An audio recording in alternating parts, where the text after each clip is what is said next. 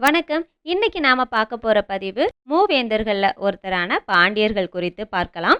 ஏற்கனவே சேரர்கள் பத்தியும் சோழர்கள் பத்தியும் பதிவு போட்டிருக்கேன். பதிவுக்கான லிங்கை டிஸ்கிரிப்ஷன்ல கொடுக்குறேன். அதையும் பார்த்து தெரிஞ்சுக்கோங்க. பாண்டியர்கள்னா யாரு, அவங்களுடைய ஆட்சி காலத்தை காலகட்டம் அடிப்படையில் எப்படி பிரிக்கலாம், எந்த காலகட்டத்தில் எந்தெந்த மன்னர்கள் ஆட்சி செய்தாங்க, இதெல்லாம் இந்த பதிவுல பார்க்கலாம். பதிவுக்குள்ள போறதுக்கு முன்னாடி நம்மளுடைய சேனல் யூஎன் அபிஷியல் கற்போம் தமிழை சப்ஸ்கிரைப் பண்ணிக்கோங்க. நான் தமிழ்நதி.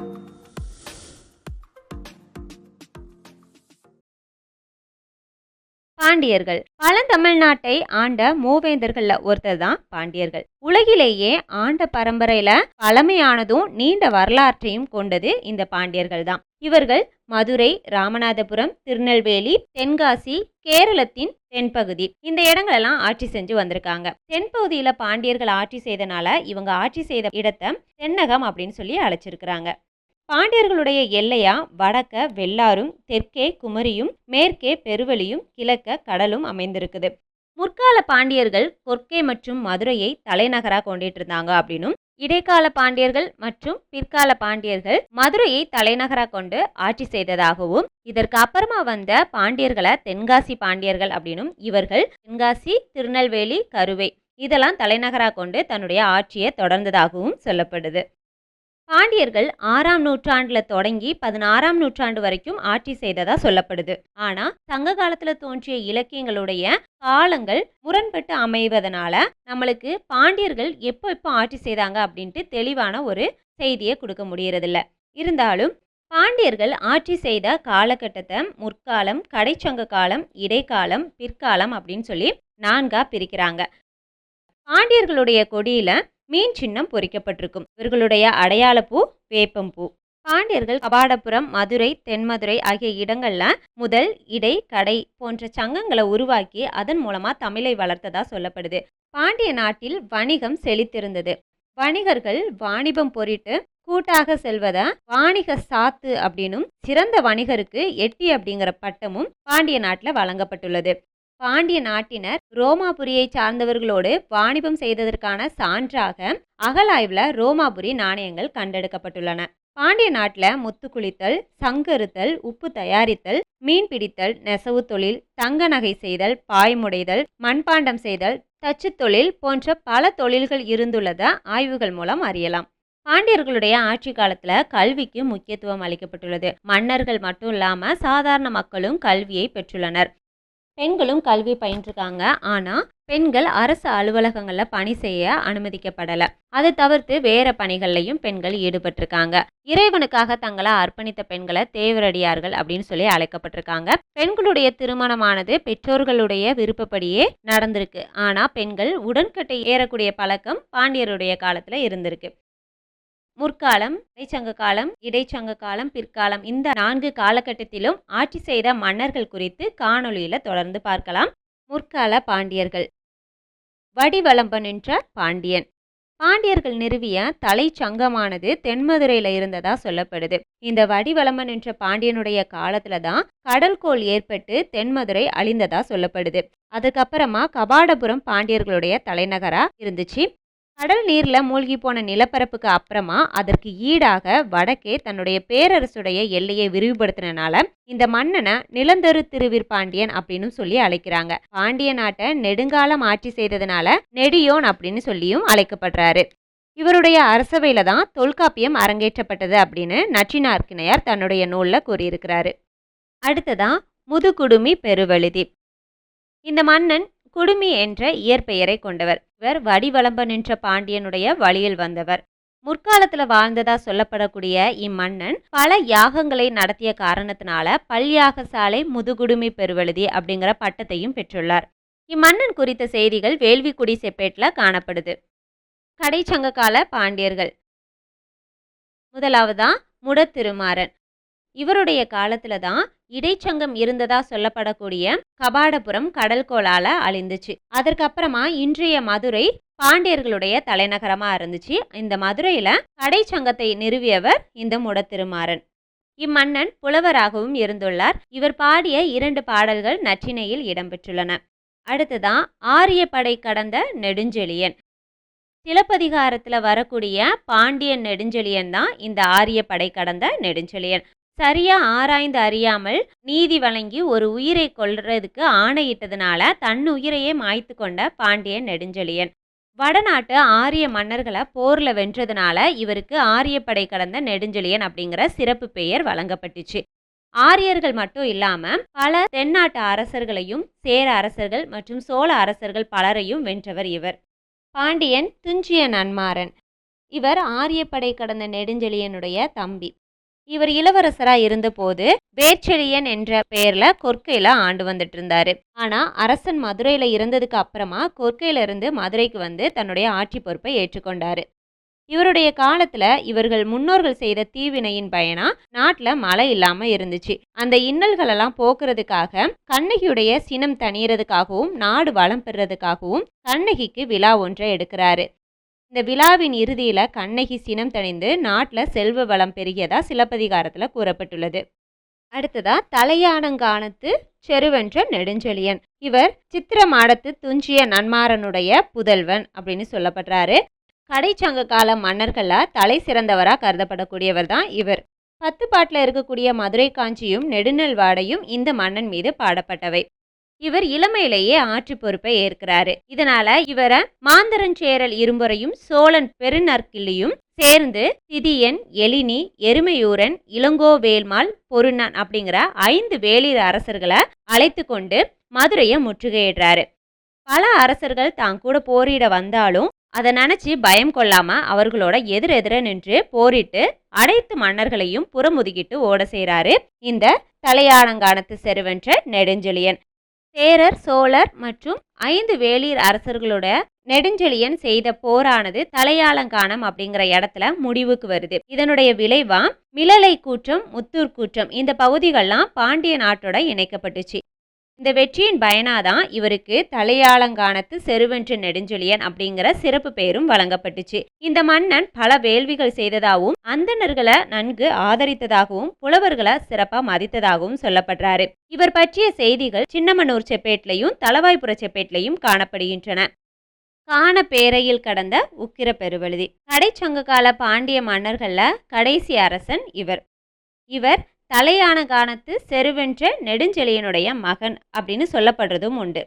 இன்னைக்கு காளையார் கோவில் அப்படின்னு சொல்லி அழைக்கப்படக்கூடிய காணப்பேரையில் அப்படிங்கிற பகுதியை ஆட்சி செய்த மன்னன் வேங்கை மார்பன். இந்த மன்னனோட போரிட்டு காணப்பேரையில் அப்படிங்கிற இடத்த கைப்பற்றியவர் இந்த மன்னன். அதனாலதான் இவருக்கு காணப்பேரையில் கடந்த உக்கிர பெருவழுதி அப்படிங்கிற சிறப்பு பேரும் வழங்கப்பட்டுச்சு. இந்த மன்னன் பாடல் இயற்றுவதிலும் வல்லவரா இருந்திருக்கிறாரு. அது மட்டும் இல்லாம சங்க நூல்கள்ல அகநானூறு அப்படிங்கிற நூலினை தொகுத்தவர் உக்கிர பெருவழுதி தான். சேர மன்னனான மாரிவெண்கோ மற்றும் சோழனான ராசசூய யாகம் வேட்ட பெருநற்கிள்ளி இவர்களோட நட்பு கொண்டிருந்தவர். இந்த 3 பேரும் சேர்ந்து இருக்கக்கூடிய காட்சிய ஔவையார் வாழ்த்தி பாடியிருக்கிறாங்க. அடுத்ததா இடைக்கால பாண்டியர்கள். களப்பிரர்கள் கிட்ட இருந்து பாண்டிய நாட்டை மீட்டெடுத்த கடுங்கோன், அவருடைய மகனான அவனி சூளாமணி, அவருடைய மகனான செலியன் சேந்தன், செலியன் சேந்தனுடைய மகனான அரிகேசரி போன்ற பல பேர் இடைக்கால பாண்டியர்களாய் இருந்து வந்திருக்காங்க. ஆனா இவர்களை பற்றிய சரியான குறிப்புகள் இல்லை. அரிகேசருடைய மகன்கள் தான் பராந்தகன் மற்றும் ரணதீரன். பராந்தகன் பத்தி பார்க்கலாம். இவரை பாண்டியன் நெடுஞ்சடையன் பராந்தகன் அப்படின்னு சொல்லி அழைக்கிறது உண்டு. இவருடைய முன்னோர்கள் சைவம் வளர்த்தவர்கள். ஆனா இவர் காலத்துல வாழ்ந்த பெரியாழ்வார் மற்றும் ஆண்டாள் நாச்சியார் மேல பற்று கொண்டு அதன் மூலமா வைணவ சமயத்தை சார்ந்து வாழ்ந்தார் இவர். வைணவ சமயத்தை சார்ந்தவர் அப்படிங்கிறத வேள்விக்குடி செப்பேடுகளுடைய இறுதி பகுதி வைணவ சமய ஸ்லோகங்களால எழுதப்பட்டுள்ளதை நாம பார்க்கலாம். அடுத்ததான் இவருடைய மகனான 2ஆம் ராசசிம்மன். பராந்தகனுக்கு அப்புறமா அரசு கட்டில் ஏறியவர் 2ஆம் ராசசிம்மன் தான். இவர் காலத்துல எந்த ஒரு போருமே நடைபெறல. பாண்டிய நாட்டுடைய காவலனாக மட்டுமே இருந்துள்ளார் அப்படின்னு சொல்லப்படுது. அடுத்ததான் 2ஆம் ராசசிம்மனுடைய மகனான வரகுண மகாராசன் ஆட்சிக்கு வராரு. இவர் 43 ஆண்டுகள் ஆட்சி செய்ததா சொல்லப்படுது. சோழ நாடு முழுவதிலேயுமே வரகுணனுடைய கல்வெட்டுகள் கிடைத்துள்ளன. இதிலிருந்து சோழ நாடு முழுவதையும் வெற்றி கொண்டு தன்னுடைய குடைக்குள் கொண்டு வந்தவர் அப்படின்னு நாம கருதலாம். வரகுணன் சைவப்பற்று உள்ளவர். மாணிக்கவாசகர் எழுதிய பாடல்கள்ல இவருடைய பெயர் இடம்பெற்றுள்ளது இதற்கு சான்றாக உள்ளது. முதல் வரகுணனுக்கு அப்புறமா அவருடைய மகனான சீமார சீவல்லவன் அப்படிங்கிறவர் அரியணை ஏறுறாரு. இவர் பல்லவர், சோழர், சேரர், கங்கர் உள்ளிட்ட பல மன்னர்களையும் வெற்றி கொண்டு புறமுதுகிட்டு ஓட செய்கிறாரு. சீவல்லவன் ஈழத்தின் மேல் படையெடுத்து சென்று அங்கு பல நகரங்களை அழித்ததோடு பொன்னாலான புத்தர் சிலைகளையும் பொன்னையும் மணியையும் கவர்ந்து கொண்டு சிங்களத்தை வறுமைக்குள் ஆழ்த்தினார் அப்படின்னு சொல்லி இலங்கை வரலாற்றை கூறக்கூடிய மகாவம்சத்துல இடம்பெற்றுள்ளது. சீமார சீவல்லவன் 3ஆம் நந்திவர்ம பல்லவனோடு தெல்லாறு அப்படிங்கிற இடத்துல ஏற்பட்ட போர்ல தோற்று போறாரு. இதன் காரணமா தான் கைப்பற்றிய பல பகுதிகளை பல்லவ மன்னன் கிட்ட இழந்தும் போயிடுறாரு. சீமார சீவல்லவன் நந்திவர்ம பல்லவனுக்கு அப்புறமா நிர்பதுங்க பல்லவன் கிட்டையும் போரிட்டு அதுலயும் தோற்று போறாரு. இப்படி தான் கைப்பற்றிய பல இடங்களை தோல்வியின் காரணமா இழந்து போகவும் நேரிடுது. மிஞ்சிய இடங்களை தன்னுடைய மகனான 2ஆம் வரகுணவர்மனுக்கு கொடுத்துட்டு இறந்தும் போறாரு சீமார சீவல்லவன். அதுக்கப்புறமா ஆட்சிக்கு வரவர் தான் இவருடைய மகனான வரகுணவர்மன். இவரை சடையவர்மன் அப்படின்னு அழைக்கிறதும் உண்டு. அரசியல் சூழ்ச்சியும் காலம் கருதி வினையாற்றக்கூடிய திறமையும் கொண்ட வரகுணவர்மர் தன்னுடைய தந்தையான சீமார சீவல்லவன் பல்லவ மன்னர்களோட போரிட்டு பல பகுதிகளை இழந்ததுனால பல்லவர்களுக்கும் தனக்கும் போர் ஏற்படாமல் இருக்கிறதுக்கு பல்லவ மன்னர்களோட நட்புறவு கொண்டுட்டு இருக்கிறான். இதனால இவருடைய காலத்துல பல்லவர்களுக்கும் பாண்டியர்களுக்குமான மோதல் நடைபெறாம இருந்துச்சு. ஆனா பல்லவர்களுக்குள்ள ஏற்பட்ட ஆதிக்க போட்டியின் காரணமா இவர்கிட்ட இருக்கக்கூடிய சில நாடுகளை இழக்க வேண்டிய கட்டாயம் இவருக்கு ஏற்படுது. நிர்பதுங்க பல்லவனுக்கும் அவருடைய மகனான அபராசித பல்லவனுக்கும் இடையே போர் ஏற்படுது. இந்த போர்ல அபராசித பல்லவனுக்கு ஆதரவா ஆதித்த சோழனும் பிருதிவிங்கனும் இருக்கிறாங்க. நிர்பதுங்க பல்லவனுக்கு துணையா பாண்டிய மன்னனான இந்த வரகுணவர்மன் இருக்கிறாரு. இந்த போர் திருப்புறம்பியம் அப்படிங்கிற இடத்துல நடைபெறுது. இதுல அபராசிதன் வெற்றி கொள்றாரு. இதன் விளைவா வரகுணவர்மன் கைப்பற்றியிருந்த சில சோழ நாடுகளை இழக்க வேண்டிய கட்டாயம் ஏற்படுது. வரகுணவர்மனுக்கு அப்புறமா அவருக்கு வாரிசு இல்லாத காரணத்தால அவருடைய தம்பியான பராந்தக பாண்டியன் அரியணை ஏறுறாரு. இவருக்கு வீரநாராயணன் அப்படிங்கிற இன்னொரு பேரும் உண்டு. இவர் சேர நாட்டு இளவரசியான வானவன் மாதேவி அப்படிங்கிறவங்கள மணமுடித்து கொள்றாங்க. திருநெல்வேலி மாவட்டத்தில் இருக்கக்கூடிய சேரன் மாதேவி அப்படிங்கிற ஊர் இந்த இளவரசியுடைய பெயரால ஏற்படுத்தப்பட்டதுதான். பராந்தக பாண்டியன் கோவில்களுக்கும் அந்தணர்களுக்கும் சமண பள்ளிகளுக்கும் கொடைகள் வழங்கியத சின்னமனூர் செப்பேடுகள் கூறி நிற்கின்றன. அடுத்ததா பிற்கால பாண்டியர்கள். 3ஆம் ராசசிம்மன். இவர் பராந்தக பாண்டியனுக்கும் சேர நாட்டு இளவரசியான வானவன் மாதேவிக்கும் மகனாக பிறந்தவர். இவர் சடையன் மாறன், ராசசிகாமணி, சீகாந்தன், மந்தர கௌரவமேடு போன்ற பட்டங்களை பெற்றுள்ளவர். இவர் பிரம்மதேயம் அப்படின்னு சொல்லப்படக்கூடிய அந்தணர்களுக்கு நிலத்தை வரி இல்லாம வழங்கினவர். அது மட்டும் இல்லாம கோவில்களுக்கு நிலத்தை வழங்கக்கூடிய தேவதானம், பௌத்தம் மற்றும் சமண நிறுவனங்களுக்கு வழங்கக்கூடிய பள்ளி சந்தம் போன்ற பல அறச்செயல்களை அதிக அளவுல செய்தவர் இவர். அடுத்ததா வீரபாண்டியன். 3ஆம் ராசசிம்மனுடைய மகன் இவர். தன்னுடைய தந்தைக்கு அப்புறமா ஆட்சிக்கு வராரு. சோழனுடைய ஆட்சிக்கு உட்பட்டு இருந்த பாண்டிய நாடுகளை மீட்டு கொண்டு வந்தவர் இவர். அடுத்ததா 1ஆம் சடையவர்மன் குலசேகர பாண்டியன். இவர் குலோத்துங்க சோழனோட போரிட்டு தன்னுடைய நாட்டை இழந்து போறாரு. அதுக்கப்புறமா குலோத்துங்க சோழன் மதுரைக்கு வந்து மதுரையில பாண்டியர்களால கட்டப்பட்ட பல கட்டிடங்களையும் கோவில்களையும் இடித்து அங்கு சோழ பாண்டியன் அப்படிங்கிற ஒரு பட்ட பெயரோட ஆட்சி செஞ்சுட்டு வராரு. சில ஆண்டுகளுக்கு அப்புறமா குலோத்துங்க சோழன் தான் கைப்பற்றிய பாண்டிய நாட்டு அரசுரிமையை குலசேகர பாண்டியனுக்கே திருப்பி கொடுத்துட்டு போறாரு. குலசேகர பாண்டியனுக்கு அடுத்ததான் அரியணை ஏறுறவர் மாரவர்மன் சுந்தர பாண்டியன். இவர் 1ஆம் சடையவர்மன் குலசேகர பாண்டியனுடைய தம்பியா இருக்கலாம் அப்படின்னு சொல்லி சில ஆய்வாளர்களுடைய கருத்தா உள்ளது. மாரவர்மன் சுந்தர பாண்டியனுடைய காலத்துல குலோத்துங்க சோழனுடைய மகனான 3ஆம் ராசராசன் அரியணை ஏறுறாரு. சுந்தர பாண்டியன் ராசராசன் கூட போரிட்டு சோழ நாட்டை கைப்பற்றுறாரு. இவர் தில்லையில இருக்கக்கூடிய சிவபெருமானை வணங்கிட்டு திரும்பி வரும்போது வழியில ராசராசனை பார்த்து தான் கைப்பற்றிய சோழ நாட்டை திரும்பியும் அவருக்கே கொடுத்துட்டு திரைப்பொருளை மட்டும் கொண்டு வராரு. ஆனா கொஞ்ச நாளைக்கு அப்புறமா ராசராச சோழன் திரை செலுத்த மறுக்கிறாரு. இதனால கோபம் கொண்ட சுந்தரபாண்டியன் திரும்பவும் ராசராசன் மேல போரிட்டு அவனை அந்த நாட்டை விட்டே துரத்தி அடிக்கிறாரு. மாரவர்மன் சுந்தரபாண்டியனுக்கு அப்புறமா ஆட்சிக்கு வரவரு இரண்டாம் மாரவர்மன் சுந்தரபாண்டியன். இவருடைய ஆட்சி காலத்துல சோழ ஆட்சியில இருக்கிறவரு மூன்றாம் ராசராசேந்திரன். இந்த இரண்டாம் மாரவர்மனும் ராஜராஜேந்திரனும் போரிட்டு அதுல இரண்டாம் மாரவர்மன் சுந்தரபாண்டியன் தோற்று போறாரு. தன்னுடைய பாண்டிய நாட்டை சோழர்கள் கிட்ட இழந்து போறாரு. அதற்கு அப்புறமா போசல மன்னனான சோமேஸ்வரன் ராஜேந்திரனுடைய போரிட்டு பாண்டிய நாட்டை மீட்டு திரும்பியும் இரண்டாம் மாரவர்மன் சுந்தரபாண்டியன் கையில ஒப்படைக்கிறாரு. இரண்டாம் மாரவர்மன் சுந்தரபாண்டியனுக்கு அப்புறமா ஆட்சிக்கு வரவர் தான் சடையவர்மன் சுந்தரபாண்டியன். பிற்கால பாண்டியர்கள்ல சிறந்து விளங்கிய மன்னன் சடையவர்மன் சுந்தரபாண்டியன். மாபெரும் வீரரா இருந்தவர் இவரு. இவருடைய ஆட்சி காலத்துல பாண்டிய நாடானது ஒளி பெற்றது அப்படின்னு சொல்றது உண்டு. பாண்டிய நாட்டினுடைய ஆதிக்கத்தை சோழ நாட்டை கடந்து கேரளம், ஆந்திரம், கொங்கு நாடு வரைக்கும் பறந்து விரிய செய்தவர் இவர். கண்ணூர்ல தங்கி ஆட்சி செய்து வந்த போசாளரை தனக்கு அடிமையாக செய்தவர். அது மட்டும் இல்லாம காடவ மன்னனையும் வெற்றி கொண்டு தனக்கு திரை செலுத்த செய்தவர். இவர் இலங்கையின் மேல் படையெடுத்து சென்று வடபகுதியை கைப்பற்றியதோடு காஞ்சிபுரத்தையும் கைப்பற்றினார். சேரர், போசாளர், சோழர், சிங்களர் இப்படி பல பேரோட போரிட்டு வெற்றி கொண்டு தன்னுடைய படைபலத்தையும் செல்வாக்கையும் உயர்த்தியதோடு பாண்டிய நாட்டுடைய எல்லையை விரிவுபடுத்தினதுனால இவருக்கு மகாராசாதிராஜ ஸ்ரீ பரமேஸ்வரர், மரகத பிரதிவிதி போன்ற பல சிறப்பு பெயர்கள் உண்டு.